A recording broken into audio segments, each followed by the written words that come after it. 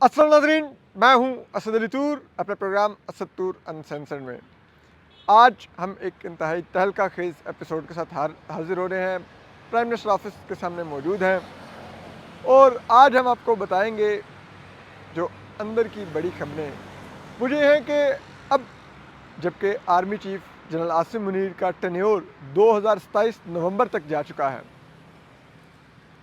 तो कौन कौन से जर्नैल अब उस वक्त लेफ्टिनेंट जनरल रेस में होंगे नवंबर 2027 में। इसी तरह हम आपको ये भी बताएंगे कि कौन से जर्नैल हैं जो अब आर्मी चीफ की दौड़ से बाहर हो गए हैं, जो अगले साल अदरवाइज़ आर्मी चीफ की दौड़ में होते।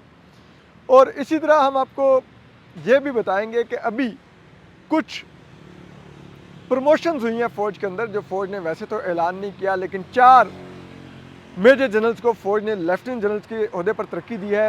ये लेफ्टिनेंट जनरल्स कौन हैं, इनका इंतखाब क्यों किया गया और इनका इंतखाब करते हुए एक खुसूसी क्राइटेरिया क्या मद्देनज़र रखा गया, ये भी हम आपको बताएंगे। और जो army chief general Asim Munir हैं, उनके अब इस जैसे कहते हैं ना, आप कह लें कि टेन्योर की एक्सटेंशन का, जो कि अब 3 साल से 5 साल कर दिया गया है, इसके क्या असरात होंगे और इसके पीछे वजूहात क्या थी, वो भी हम आपको असद तूर अनसेंसर्ड में एक्सक्लूसिवली बताएंगे और अनसेंसर्ड बताएंगे। क्योंकि आपको मालूम है इस सब्जेक्ट पर लोग वैसे नहीं, पाकिस्तान में मेन स्ट्रीम में तो बिल्कुल ही बैन है, कोई बात कर ही नहीं सकता। अदरवाइज़ उनको टीवी स्क्रीनें कैसे मिले, वो तो बेचारे इधर से ही पर्चियाँ लेके आजकल टीवी स्क्रीनें लेते हैं।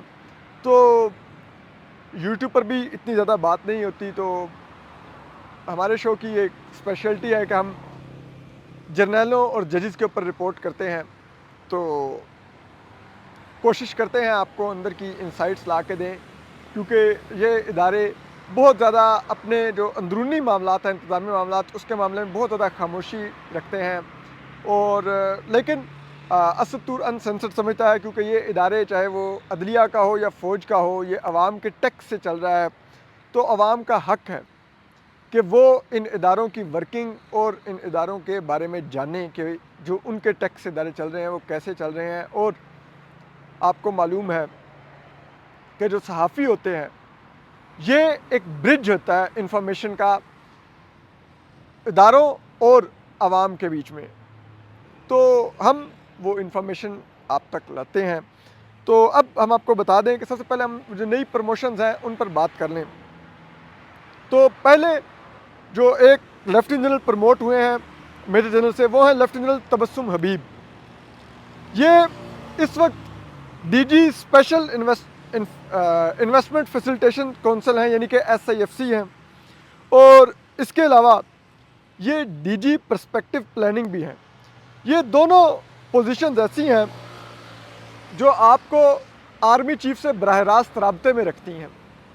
इस वजह से आप आर्मी चीफ के करीब होते हैं और आपकी तरक्की के इम्कानात बढ़ जाते हैं। तो अब ये लेफ्टिनेंट जनरल हो गए हैं।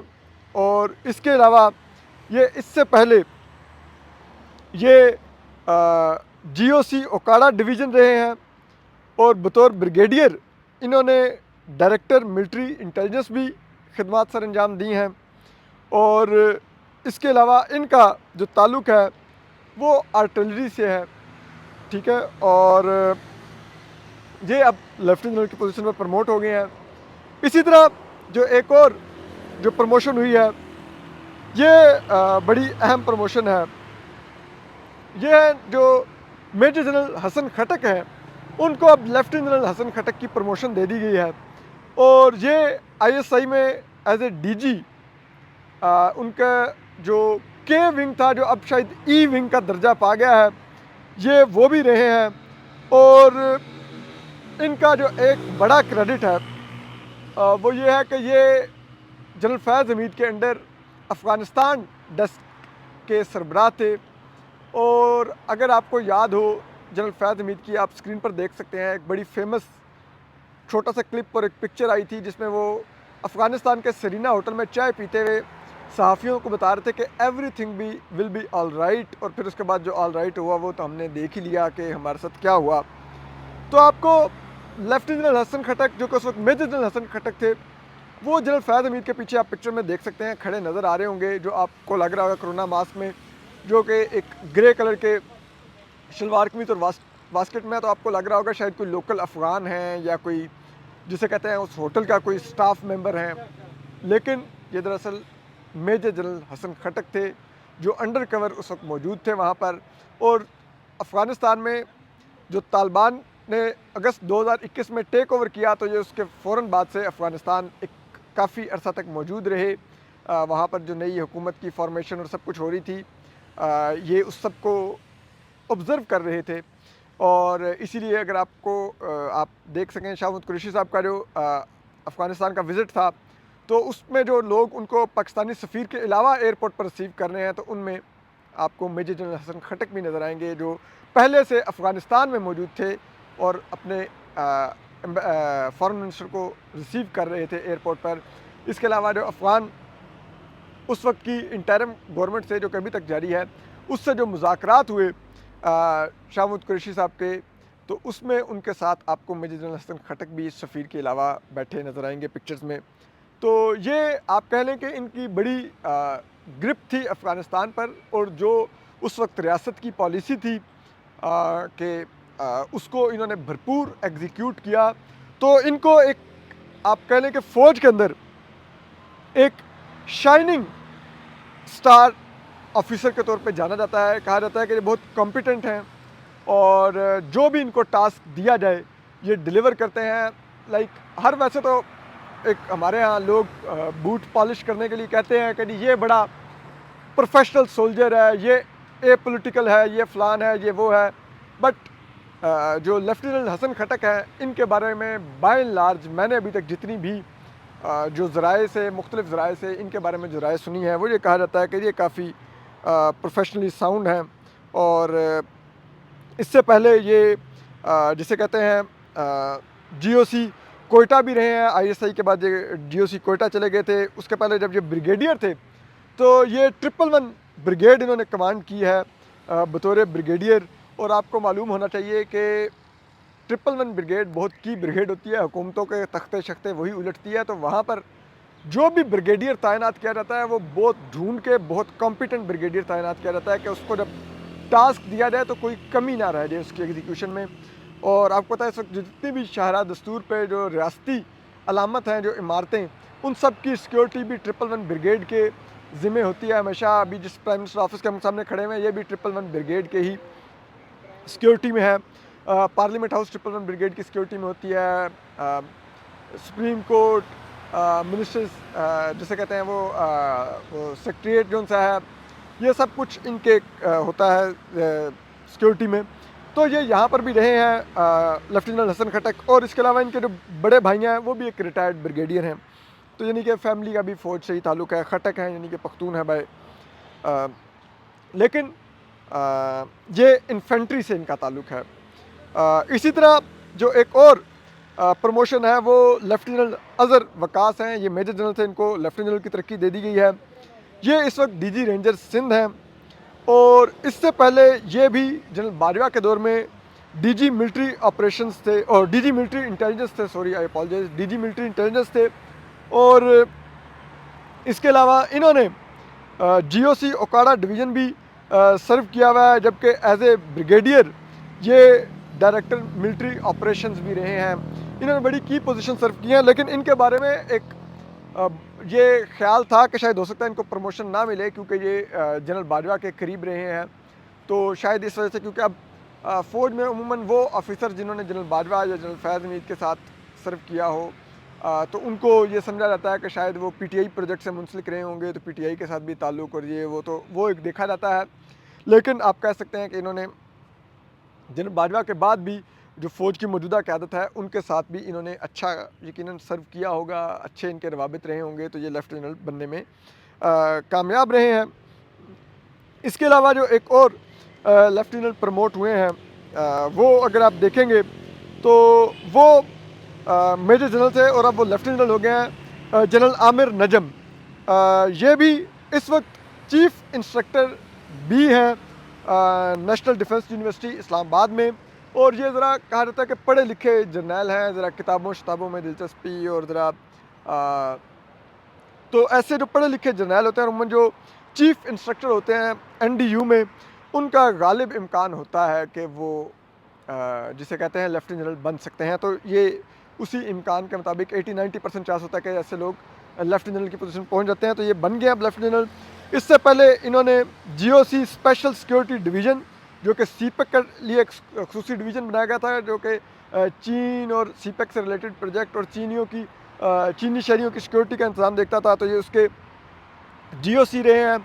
इसके अलावा ये बतौर ब्रिगेडियर इन्होंने एक इन्फेंट्री कमांडर रहे हैं ये पेशावर में, और इनका ताल्लुक भी इन्फेंट्री से है। तो अगर आप देखा जाए तो बुनियादी तौर पे जो 4 मेजर जनरल्स को जिनको लेफ्टिनेंट जनरल पे तरक्की दी गई है, उनमें से एक का ताल्लुक जिसे कहते हैं वो 3 का ताल्लुक इन्फेंट्री डिवीज़न से है। तो ये तमाम हालात हैं, लेकिन इसके अलावा जो अब हम आपको आगे बताते हैं कि आगे क्या होना जा रहा है। तो देखिए, army chief general Asim Munir की अब 5 साल टेन्योर हो गया है। अगर ये 5 साल ना होता तो उनको नवंबर 2025 में, यानी कि अगले साल, रिटायर होना था।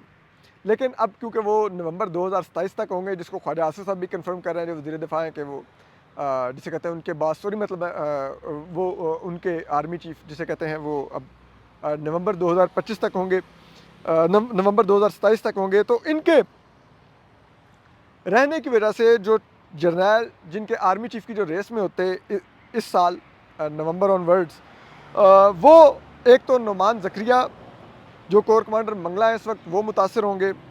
इसके अलावा ये भी लेफ्टिनेंट जनरल है। इसके अलावा लेफ्टिनेंट एहसन गुलरेज़ मुतासर होंगे, ये इस वक्त कोर कमांडर मुल्तान हैं।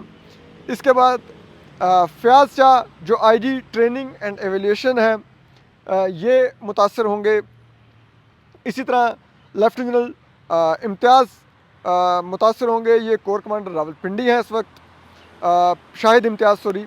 और इसी तरह फिर लेफ्टिनेंट एमन बिलाल, खैर वो आपको पता है वो एक मखसूस हालात में मखसूस उनकी सियासी और दीगर अप्रोच की वजह से उनको मुस्ताफ़ी होना पड़ गया था। वो कोर कमांडर रावलपिंडी थे, लेकिन वो अब जा चुके हैं।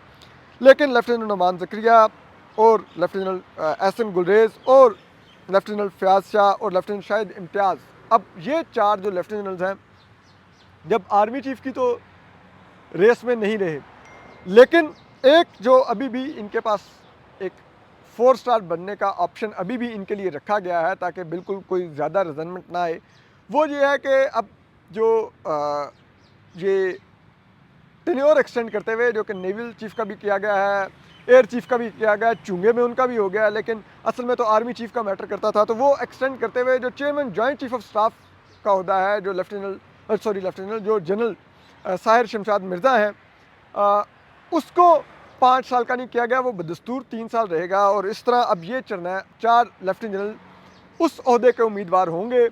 और अगर आप देखें तो ये साबका अदवार में भी यही होता रहा कि जो मिलिट्री कू होते थे, तो जो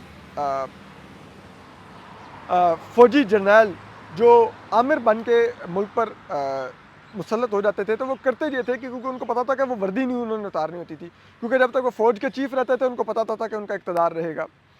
तो वो करते ये थे कि जो लेफ्टिनेंट जनरल्स होते थे फ़ौज के अंदर से उनको रिजनमेंट का सामना ना करना पड़े, वो उनके लिए 2 ओहदे तख्लीक कर देते थे। लाइक जनरल ज़िया के दौर में vice chief of army staff बना दिए जाते थे, ठीक है। अयूब खान ने खुद को फील्ड जनरल बना लिया, फील्ड मार्शल बना लिया। इसी तरह जनरल मुशर्रफ वो chairman joint chief of staff committee के ऊपर लेफ्टिनेंट जनरल्स को प्रमोशन देते रहे, ताकि किसी न किसी लेफ्टिनेंट जनरल को 4 स्टार मिलता रहे। और अब भी यही होगा कि ये 4 जर्नैल लेफ्टिनेंट जनरल्स 4 स्टार के लिए सिर्फ chairman joint chief of staff committee के उम्मीदवार होंगे, लेकिन अब ये आर्मी चीफ की रेस से बाहर हो चुके हैं। तो अब आप कहेंगे कि फिर आर्मी चीफ की रेस में नवंबर 2027 में कौन होंगे, तो वो भी हम आपको बता देते हैं।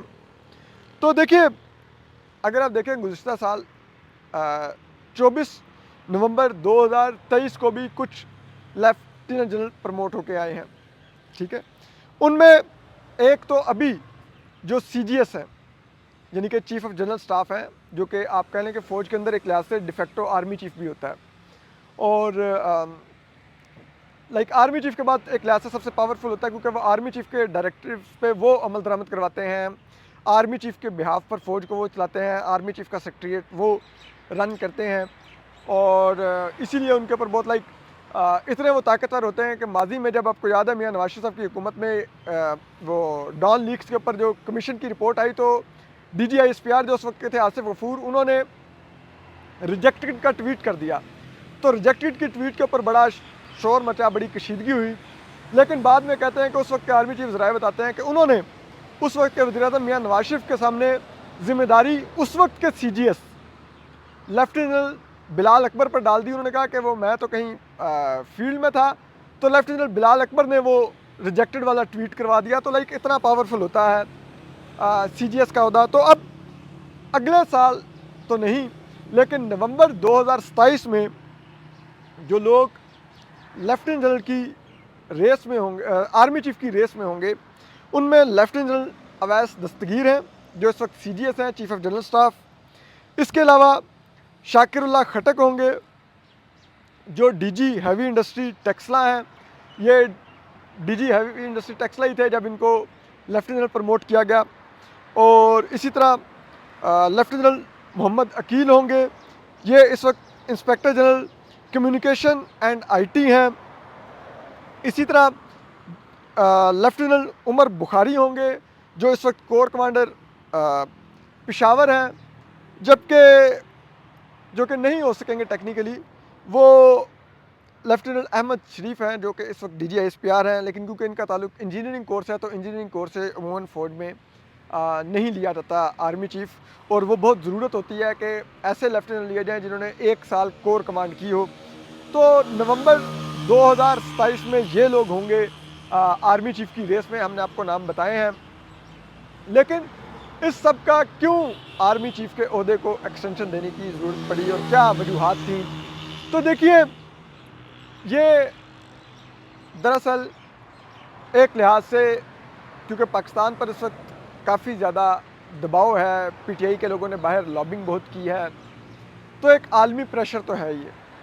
फिर इस गवर्नमेंट का मैंडेट बहुत ज़्यादा क्वेश्चनेबल है, बहुत ज़्यादा उस पर संजीदा सवालात उठे हुए हैं, और अक्सरियत का ये मानना है कि ये मुल्क का इलेक्शन रिग्ड होके ये लोग एक टेंटेड पार्लियामेंट के ज़रिए आके बैठे हुए लोग हैं।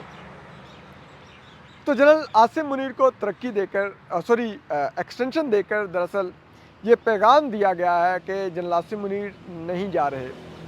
फ़ौज के अंदर से भी जो जर्नैल नवंबर 2025 में रेस में होने थे, उनको भी पैगाम मिल गया है कि वो कोई लॉबिंग करके अपना टाइम वेस्ट ना करें कि वो आर्मी चीफ बन सकते हैं। ना ही वो सोचें कि उस वक्त इस हुकूमत के ऊपर एक इम्तिहान आएगा कि उन्होंने जनरल आसिम मुनीर को एक्सटेंशन देनी है कि किसी और को आर्मी चीफ बनाना है। तो एक जो आपको पता है जो आखिरी साल होता है चीफ का, उसमें बहुत ज़्यादा एक गैर यकीनी और पाकिस्तान में सियासी अदम इस्तेहकाम की फ़ज़ा पैदा हो जाती है। तो उससे उसको भी जैसे कहते हैं जहन में रखा गया कि इससे बेहतर है कि ये मामला ही नवंबर 2027 तक ले जाया जाए, और उस वक्त क्योंकि 2028 अप्रैल या मई में इलेक्शन होने होंगे, तो इलेक्शन से 6 माह पहले जो उस वक्त के वज़ीर-ए-आज़म अगर हुए तो मियां शहबाज शरीफ साहब, वो या तो नया आर्मी चीफ लगा के जाएंगे या मौजूदा army chief general Asim Munir को एक्सटेंशन देकर जाएंगे, ताकि वो चाहे ये जीत सकते ना हों लेकिन इनकी जीत को यकीनी बनाएं। और जैसे कि 2024 में भी काफ़ी मदद और सरपरस्ती रही नून लीग को। तो ये सब चीज़ें जहन में रख के ये फैसले लिए गए हैं। इसके अलावा जो बैनुल-अक़वामी तौर पर है, उधर भी पैगाम दिया गया है कि general Asim Munir to continue, तो आप लोग ये दबाव बढ़ाना छोड़ दें और आपको डील जो करना होगा इसी आर्मी चीफ से करना होगा। कोई भी ये मत सोचे कि इस आर्मी चीफ के जाने के बाद जो नए लोग हैं उनसे सूरत हाल तब्दील हो सकती है। इमरान खान साहब को भी पैगाम देना मकसूद था कि आप ये छोड़ दें कि आपने जो लड़ाई लड़ी है वो लड़ाई अगले 1 साल में कंक्लूड हो जाएगी जब आर्मी जनरल आसिम मुनीर चले जाएंगे। तो ये सोचना छोड़ दें। चीफ़ जस्टिस भी आपका अगर तकिया था कि आर्मी चीफ़ से ना भी बने, तो अगर एक इंडिपेंडेंट अदलिया हो, एक इंडिपेंडेंट चीफ़ जस्टिस हो, तो शायद आपको उधर से रिलीफ मिल जाए। तो वो हमने आपका एवेन्यू भी बंद कर दिया है।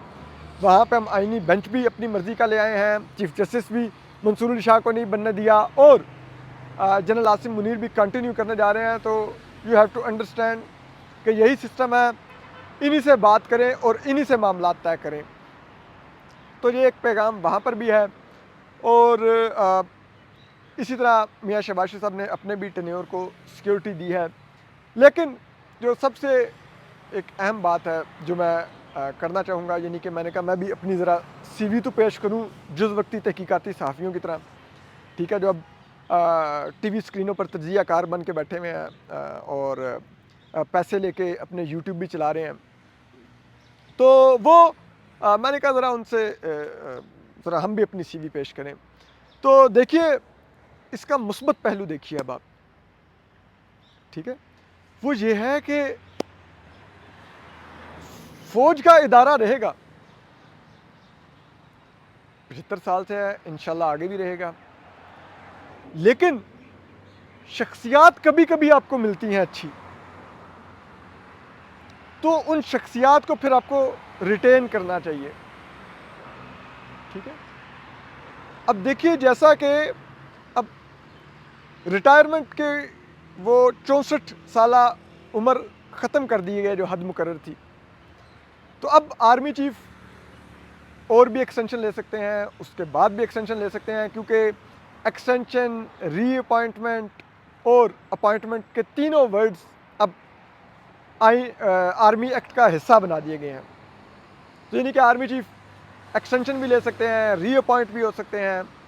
तो देखिए, पाकिस्तान की अवाम क्यों नहीं सोचती कि ये हमारे सियासतदान अगर 80-80 साल तक सियासत में रह सकते हैं, मुल्क पर हुक्मरानी कर सकते हैं और ये दावा कर सकते हैं कि उनको तजर्बे की वजह से हुक्मरानी मिलनी चाहिए, उनका तजर्बा बहुत है, तो जर्नैल का भी बहुत तजर्बा होता है, उनको भी रहना चाहिए, फिर ताहयात रहना चाहिए उनको।